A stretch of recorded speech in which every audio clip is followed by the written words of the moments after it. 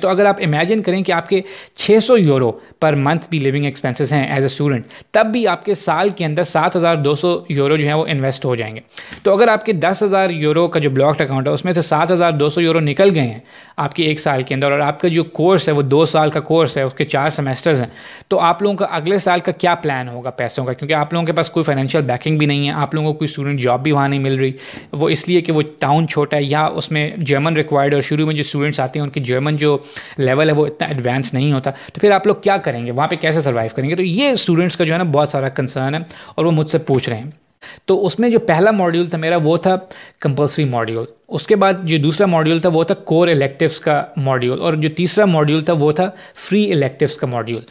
उसके बाद जब मेरा सेकंड सेमेस्टर स्टार्ट हुआ तो सेकंड सेमेस्टर में भी यही सेम फार्मूला अप्लाई होता है, क्योंकि उस वक्त बर्लिन के अंदर जो है वो एक आप कह लें कि स्टार्टअप का जो है ना वो एक बूम आया हुआ था। 2011-12 से एक्चुअली ये शुरू हो गया हुआ था, लेकिन 13-14 में ये अपने पीक पे था। मैंने ये डिसाइड किया कि मैं मॉड्यूल्स ख़त्म कर चुका हूँ और मैं बर्लिन मूव करूँगा। तो मैं बर्लिन गया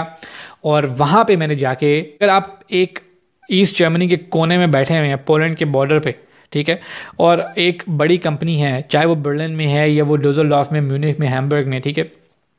उनको अगर एक इंटर्न चाहिए तो वो आपको ट्रेन का 200 यूरो का टिकट दे के जो है ना वो नहीं बुलाएंगे 400 यूरो की इंटर्नशिप के लिए। 2 मेन रीजंस हैं जो यूनिवर्सल रीजंस हैं, हर किसी के लिए वो एप्लीकेबल होती हैं, जो आपको मोटिवेट कर सकती हैं कि आपने क्यों अपनी जो पढ़ाई है उसको एज फास्ट एज पॉसिबल ख़त्म करना है।